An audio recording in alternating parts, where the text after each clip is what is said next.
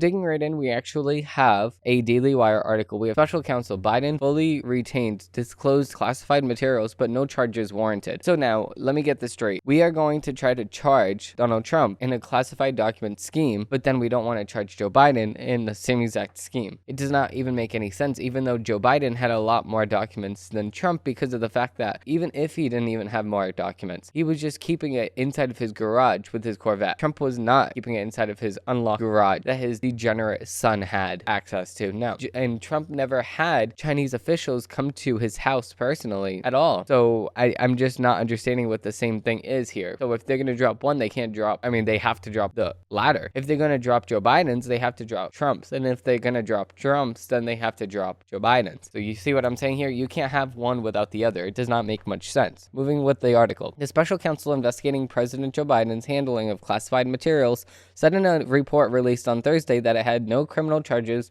warranted against Biden, even though he willingly retained and disclosed classified materials after his time as vice president. The investigation was led by special counsel Robert Hur, a Trump-era United States attorney who was appointed by General Merrick Garland. Quote, "We conclude that no criminal charges are warranted in this matter." The report's executive summary began.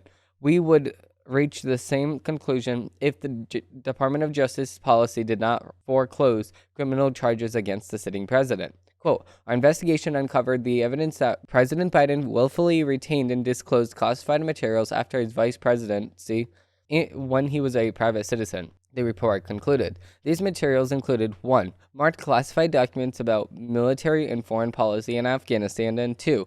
Notebooks containing Mr. Biden's handwritten entries about issues of national security and foreign policy implicating sensitive intelligence sources and methods. FBI agents recovered these materials from his garage, offices, and basement den in Mr. Biden's Wellington, Delaware home.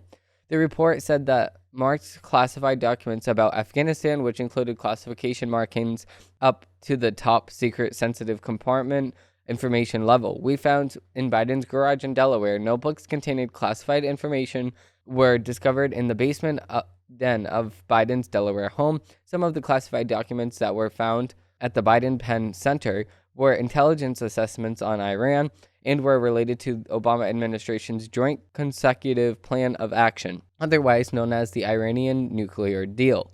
Classified documents were also found at the University of Delaware, where Biden was storing his records from the time in the United States Senate that appeared to be related to the Europe at the time of his Senate Foreign Relations Committee." The report argued that the prosecutors did not believe the evidence was sufficient enough to Biden because jurors would find reasonable doubt for several reasons, ranging from Biden's authority to keep classified documents at home and serious memory issues.